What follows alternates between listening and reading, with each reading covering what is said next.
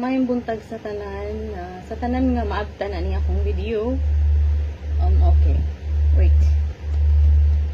Sad to say na nahitawo jud. So karon lang no, bago lang nga kita na ko nga mga tao nagpanik na tungod sa linog. So October 7, alauna, nagdamgo dyan ko nga kung sa akong nakita karon sa social media mo, gid ang nakita na ako sa akong damgo. Og dili pa na mao na apay dako kayo nga baha nga moabot.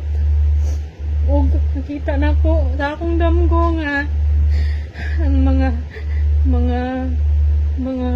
tao nga anod, mga hayop, mga balay, mga sapa nga dili angay bahaan, nabahaan, nangawasak tanan mga tulay.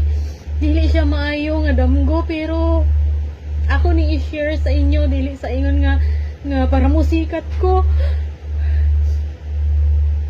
para maka-aware pod mo. So sa tanan nga mga tao din ha, sa akong kababayan sa Pilipinas na kung prone mo sa landslide, bakwit na mo.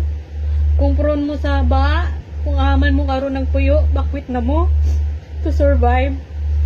So dali siya nga damgo, dili lang ni once, only twice, thrice.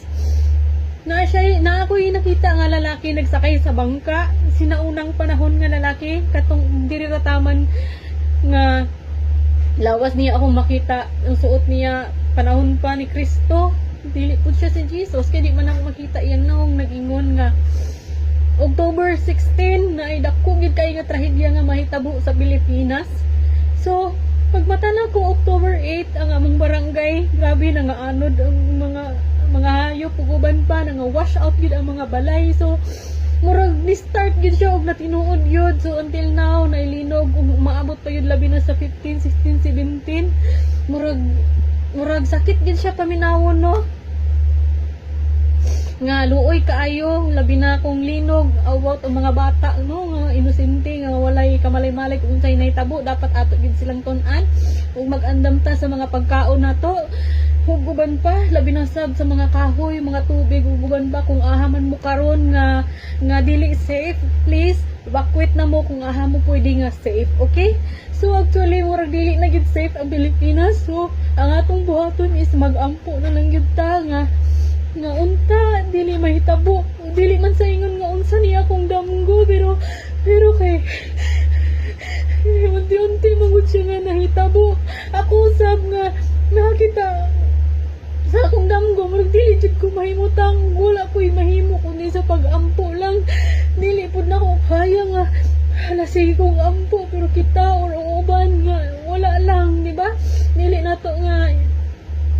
pod nato nga kuan nga dili ni tinuod kay nahitabo naman yun anam di ba? So kinahanglan yun nga salig ang atong pagtuo sa Ginoo no, nga namagnaw yun ko sabi na nga nailinog karon, dili pa na mao ang mga tao nakita gid ako uban nga matay, ang uban nagratol-ratol, nagpanik, ug isa pa mabot ang kangit-ngit. Mo ko kabaloon sa ikangit-ngit, wala ba'y kuryente tungod sa bagyo unsa ba.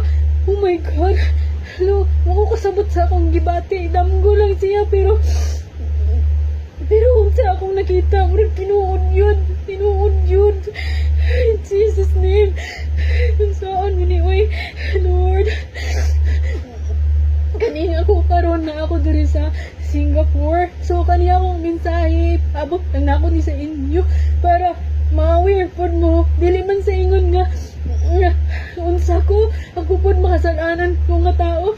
Ako lang gipaabot sa inyo kung unsa ang istorya sa lalaki sa akong nga mahuna siya mahitabo. Mahanantod nga kadamatan ako ron, mahadlok nako kung unsa akong makita, unsa akong madungog na binasa mo abot nga October 16, I don't know. Ampo ko nga dili unta mahitabo ang uban pa, nabinasab nakita na ako nga daghan kayong mga mananap, mga kampon sa mga demonyo. Iwan ko Ginoo ko kadlok ba ni Ginoo ko. Dili man sa ingon nga tapos na ang kalibutan, ingon niya kung dili itang mga katawhan anam-anamon mao ang ingon kay gusto na niya pulihan kay sobra na takadauhan. Oh, ang iyang ingon. Ay, Diyos ko, Lord. Ay, ano man ni Uy. Kanya hugdam kong istorya na ako ni sa akong pamilya, mga igsoon akong inahan, iyon sa akong inahan. Dili din ako i-share sa kadaghanan kay ingnon akong buang-buang, tala-tala, kuman ba, napraning na, napaka-aruning nun. Pero dili na akong kaya nga, dili na ako i-share kung sa ang akong gibati, ugod sa akong nakita. Tugod kay makonsensya ko kung lamin na ako sa layo, wala ko'y mabuhat, lamin na dito sa akong pamilya, sa akong mga anak. Oh, Diyos ko, Lord. Pag maaro to, I hope na mag-ampo ta, magpinasahilo-ay, tanan na itong buhaton para sa kaayuhan o sa atong safety. Pag maaro to, nagagay salamat, pasensya na kayo, emosyonal nagpayo ko. Amping tanan.